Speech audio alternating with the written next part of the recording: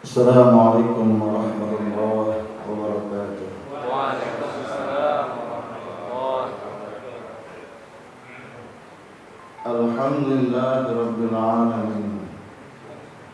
Nahmaduhu wa nusalli wa nusallimu ala rasulihil karim wa ala alihi wa sahbihi ajma'in. Amma ba'd. Bapak-bapak, ibu-ibu, para jemaah salat zuhur yang dimuliakan oleh Allah Subhanahu wa taala. Alhamdulillah, kita panjatkan puji syukur hanya milik Allah Subhanahu wa taala, yang mana Allah Subhanahu wa taala telah bagi taufik kepada kita sehingga kita ini masih bisa melaksanakan salat zuhur dengan berjamaah dan juga masih bisa melaksanakan puasa di bulan Ramadan, yang mana nggak terasa sudah masuk di hari berapa nih Pak? Iya, apal ya. Pokoknya mau THR ini apal aja. Ya, Salawat dan salam semoga SWT senantiasa limpahkan kepada junjungan kita Nabi Muhammad kepada para keluarganya, para sahabatnya, dan moga khusus kepada pengikutnya, dan mudah-mudahan kita ini termasuk di dalamnya. Amin. Bapak Ibu yang dimuliakan Allah Ta'ala, kita akan meneruskan pengajian kita atau kajian kita atau tausiah kita. Kalau yang senang kajian, namanya kajian. Yang kalau senang majelis taklim namanya. Kalau yang senang dengan tausiah, tausiah. Intinya apa ada Pak ngaji, gitu kan? Iya, intinya ngaji. Wis ada ribut. Kita mau para pengajian, kajian. Iya, wis ngaji intinya. Iya. Mau tausiah, mau kajian, mau taklim, pada. Iya, ada baik pokoknya. Iki mau ribut baik masalah nama.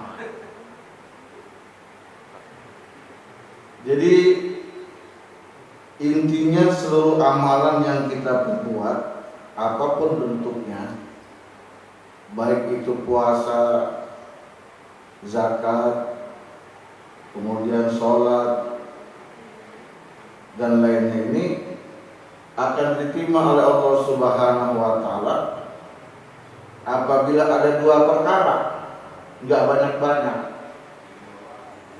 Ya, ingat ini Pak Bu, cuma dua baik.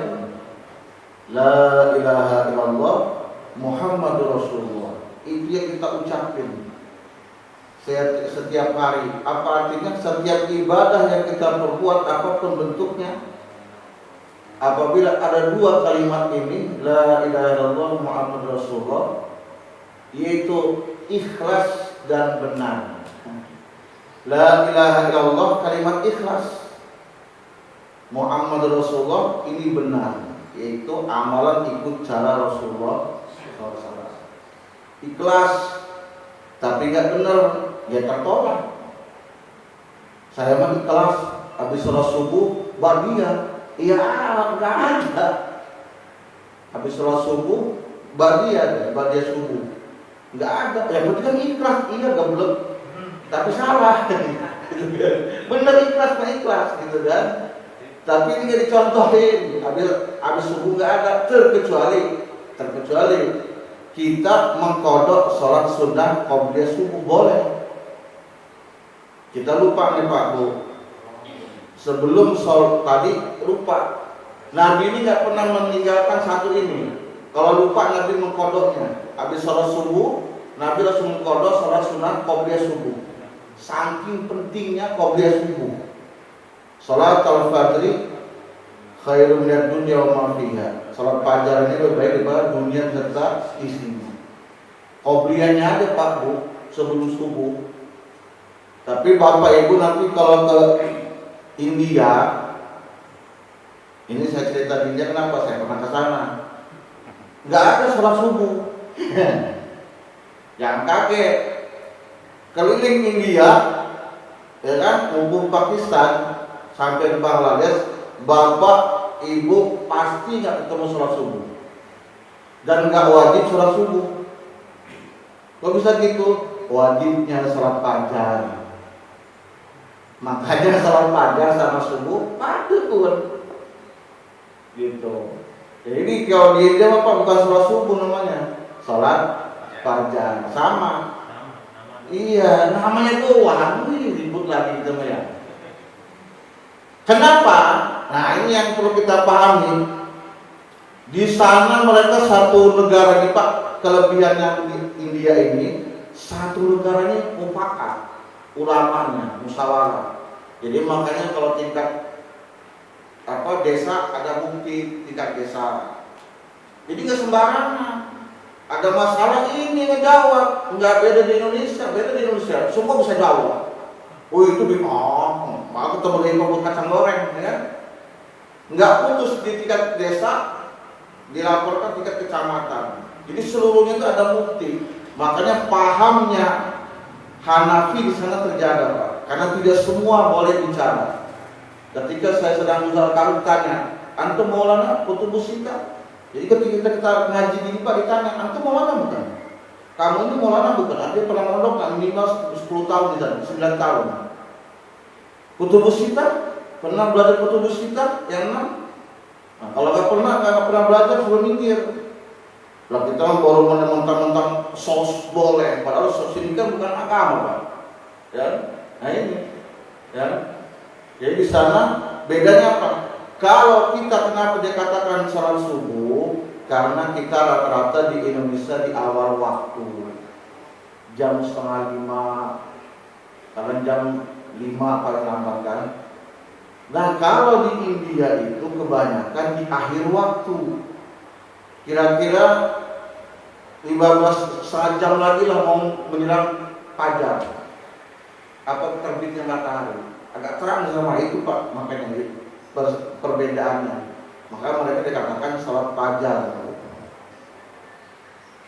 Kemudian yang kedua, benar tapi nggak ikhlas.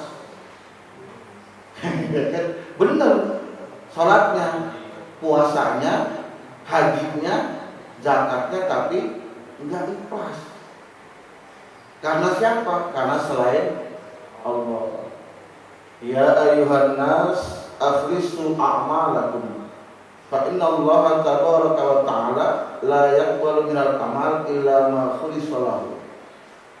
Wahai manusia, ikhlaskanlah amalanmu. Ini kalimat-kalimat fi'il, kalimat jamak, bukan kalimat mufrad. Kalau kata orang ngaji itu kalimat jamak itu kalimat banyak, lebih dari 2, 3, 4 sampai seterusnya itu jamak. Mufrad kalimat tunggal. Artinya apa? Seluruh amalan ikhlaskanlah apapun bentuknya lillah, karena Allah Ta'ala. Fa inna Allah Ta'ala, karena Allah Ta'ala la yaqbalu minal amal, tidak akan menerima seluruh amalan tersebut illa ma khulisa lahu, kecuali apa yang diikhlaskan karena Allah Ta'ala. Biarpun kita sholatnya sampai tawajuh, rakaat pertama Al-Baqarah, ayat kedua Yasin, tapi diperbuatnya karena di belakang ada mertua, iya nggak terima. Wih, mantu saya kalau sholat luar biasa. Rakaat pertama Yasin, rakaat kedua Waqidah, rupanya di belakang ada mertua, atau di belakang ada camar mertuanya, calon mertua. Nah inilah yang dikatakan ikhlas ini Pak, masuk kepada bab tasawuf, bab pembahasan dalam ilmu tasawuf. Kemudian juga masuk, ya kan, dalam amalan batin. Maka intinya amalan cuma terbagi 2, amal zahir dan amal batin. Amalan batin keikhlasan salah satunya. Disitulah ulama yang terkenal namanya Al-Imamul Ghazali diberikan ilmu oleh Allah untuk membahas ini, namanya ilmunya dalam kitab Mukashafatul Qulub, pembuka hati. Nah, sedangkan Muhammadur Rasulullah ini adalah amalan zahir. Nah, inilah yang dikaji dalam ilmu fikih yang hari ini masuk bab masalah puasa. Zahir, ya, tapi dibagi oleh ulama. Ibadah puasa ini berbeda dengan ibadah-ibadah yang lainnya. Kenapa? Kalau ibadah sholat kelihatan semua Pak ya, Pak Toyib, Pak Haji Reja pakai peci, pakai sarung dan berangkat. Mana sih? Pasti mau sholat. Nggak mungkin mau ke pasar kan? Nggak mungkin mau ke diskotik, pakai sarung, pakai peci ya, berangkat. Mana Pak Haji? Mau ke diskotik? Nggak mungkin. Kelihatan ibadahnya kan? Atau seperti pas mau berangkat haji, lebih dasar lagi, satu kampung seluruhnya datang nyalamin sampai ngedoain Pak Haji, jangan lupa kalau di depan mutazam Pak Haji ya, padahal belum berangkat bilang Pak Haji.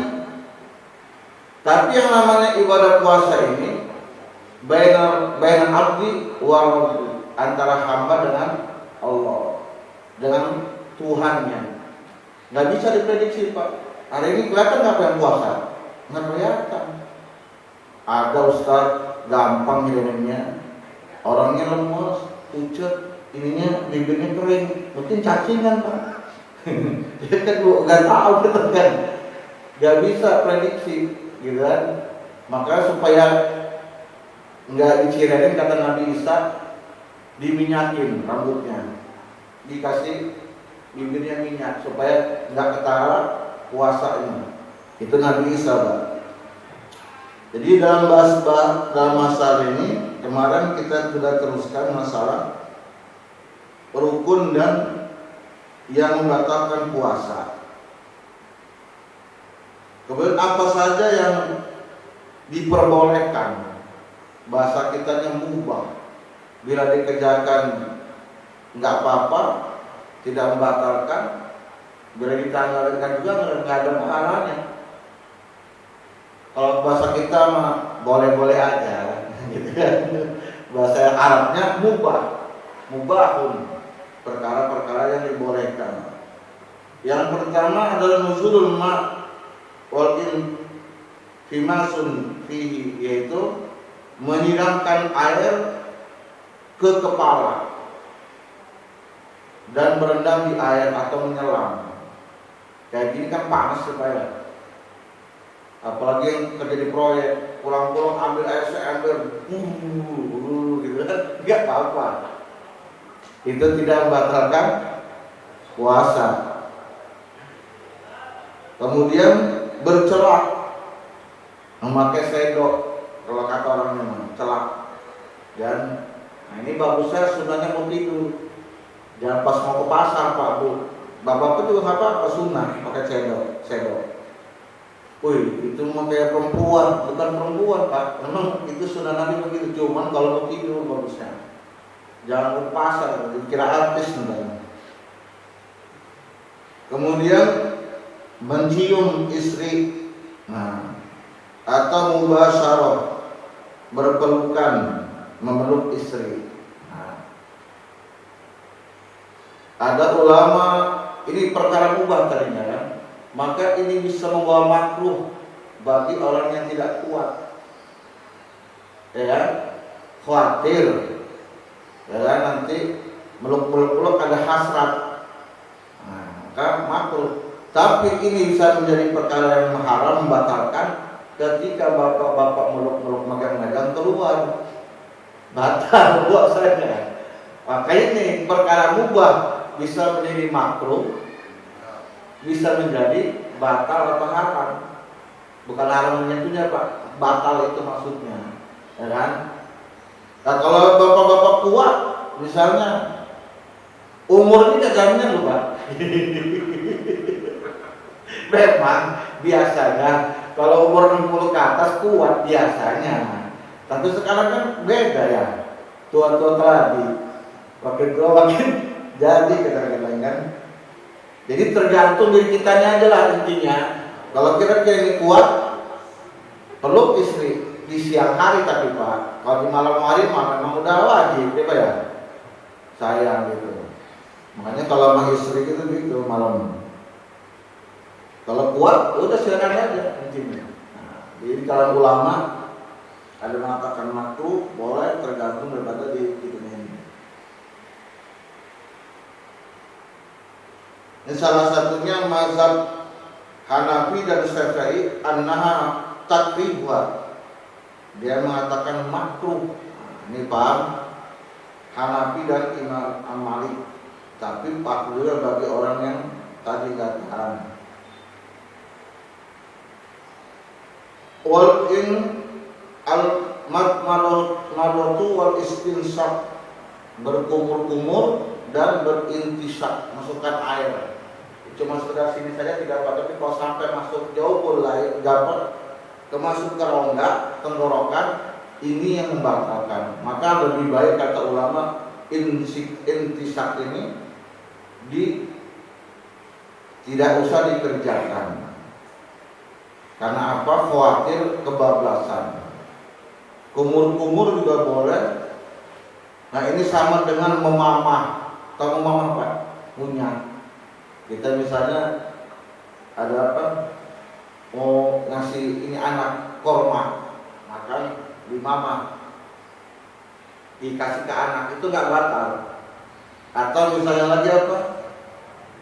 Biasanya ibu-ibu kalau mau nyicipin ya kan? Nah, diambil ujungnya ditaruh di ujung. Nah, oh ini asin udah. Tapi kalau dicipin centong Pak batal.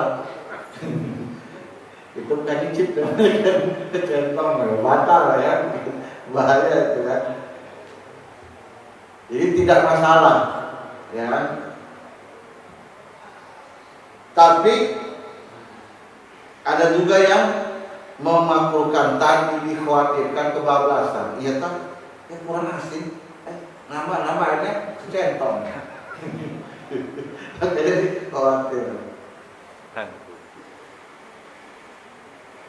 Kemudian ada juga kata ulama waqad karihu ahlul ilmi as-su'utu. Dan ada sebagai ahli ilmu para ulama maksudnya itu membatalkan as-su'utu, yaitu rafa'ad da'i fil anfi, naro ini di hidung. Kayak apa namanya kalau sering kelunsan pilek kan ada yang panjang tuh Pak, apa namanya Bu? Nah, pingnya kan? Pil ya. Nah, diginiin. Nah, ini makruh. Ya. Pertama. Tapi pendapat ulama lain mengatakan anna dzalika yutiru, tapi itu perkara yang membatalkan. Silakan pilih yang mana.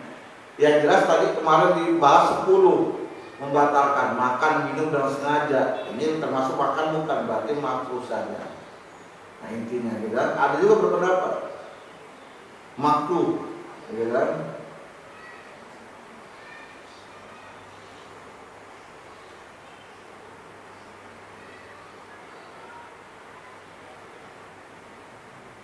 Kemudian wa kadza yuba'u lahu ma la yumkinu ilal ihtaroza anhu.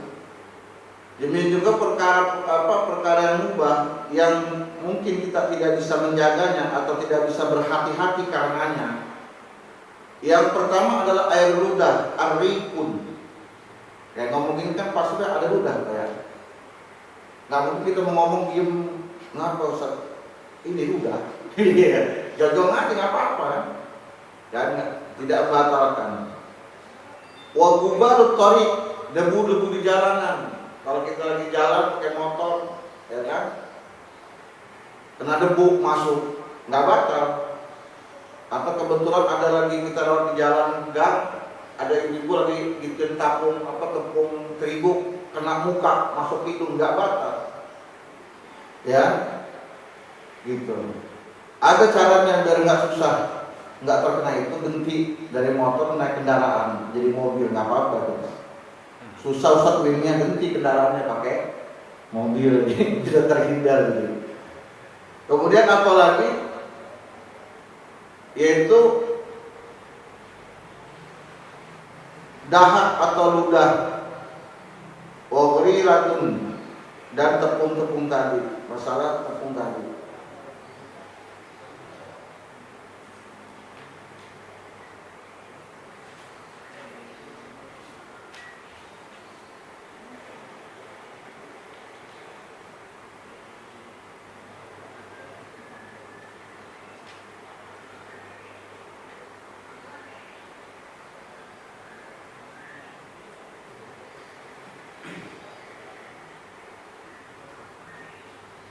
wa yubahu shaimun, dan dibolehkan juga bagi orang yang berpuasa ayyakula wa yashroba wa yujama'u hatta yutla'ul fajr. Dan dibolehkan juga bagi orang yang berpuasa untuk makan dan minum berhubungan suami istri sampai terbitnya matahari. Tapi ketika sudah melewati terbitnya matahari atau waktu fajar, maka menjadi perkara haram, batal puasanya.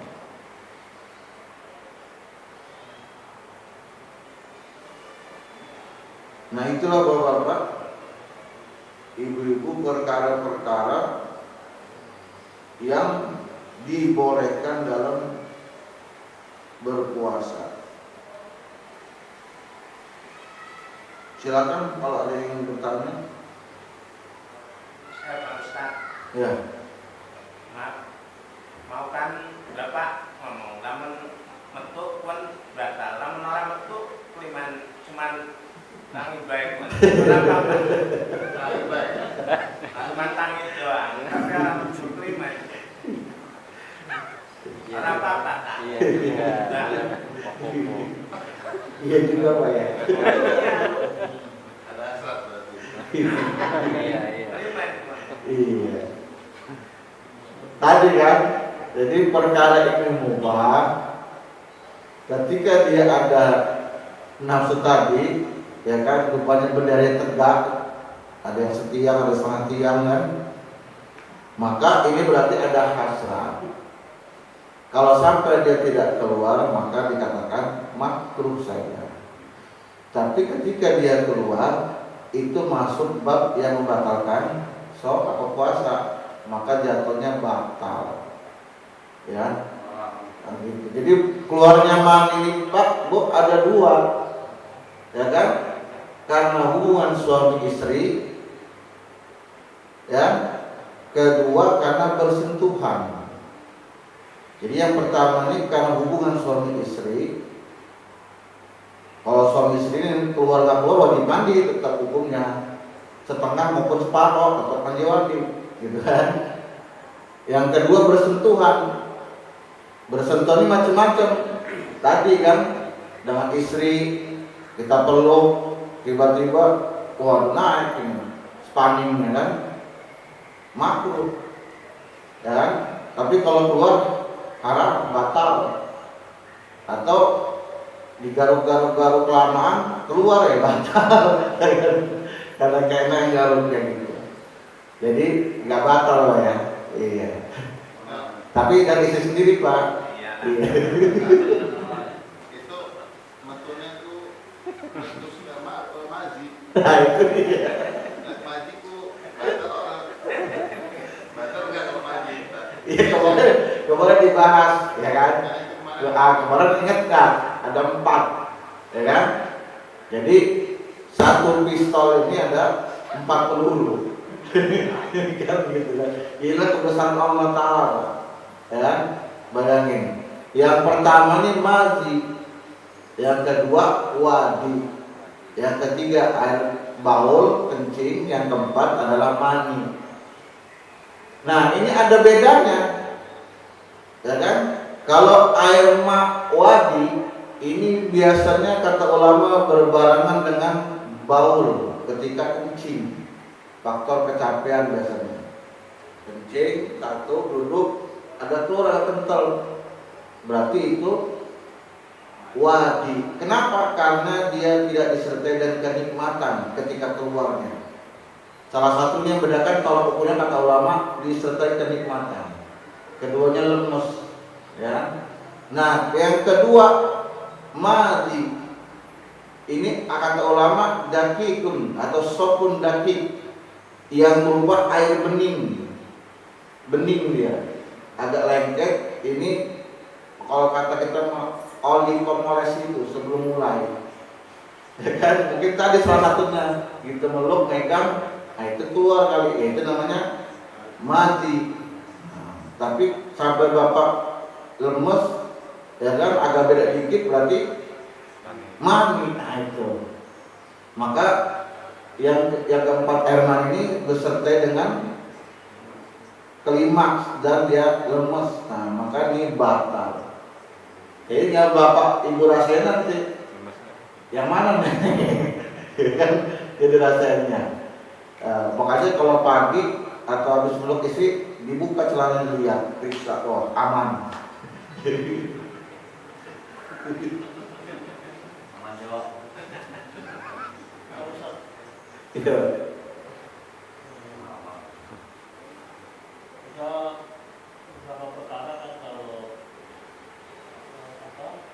yang menyebabkan kita itu tidak menerima pahala puasa. Misalnya ada hadis kalau tidak salah banyak orang berpuasa tetapi hanya mendapatkan lapar dan jadi misalnya secara tidak sengaja kita menyakiti saudara kita atau kita itu kan mungkin secara pikir berarti kita kan tetap sah puasa kita, tetapi bisa jadi batal puasa kita. Tapi sebelum berbuka atau kita menyadari kalau kita tadi itu berbuka salah. Nah, apakah bagaimana caranya agar kita tetap mendapatkan pahala puasa? Baca Ustaz.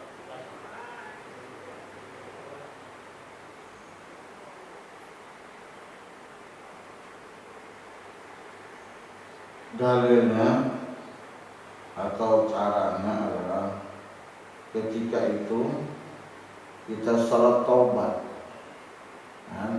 Yang pertama kita salat taubat, kemudian kita beristighfar mohon ampun kepada Allah. Kalau ada hubungan dengan makhluk, kita minta maaf dengan makhluk, dengan manusia. Maaf ya, tadi saya nyakitin, gitu kan. Nah, ya dengan Allah Ta'ala kita salat taubat, kemudian istighfar, mohon ampun kepada Ta'ala. Insya Allah kata ulama ini kalgusli bil sabun, seperti kita mandi dengan sabun, membersihkannya dengan sabun. Jadi kotoran dibersihkan dengan sabun, artinya maksiat atau dosa dibersihkan dengan istighfar, mohon ampun kepada Allah. Kalau dia tidak sholat taubat, minimal istighfar, astagfirullahaladzim, dan ya Allah aku mohon ampun, kemudian meminta maaf kepada yang disakiti tadi.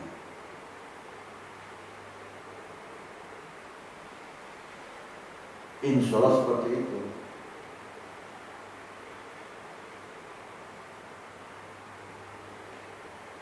Yang terakhir Pak ya, kalau ada untuk supaya mengubah dari bab yang lainnya, ada lagi yang diperbolehkan ketika berpuasa, itu dibatalkan, yaitu wal marid wal musafir. Itu yang pertama orang sakit dan musafir. Siapa sakit ini biasanya orang-orang tua yang sudah tak kuat lagi.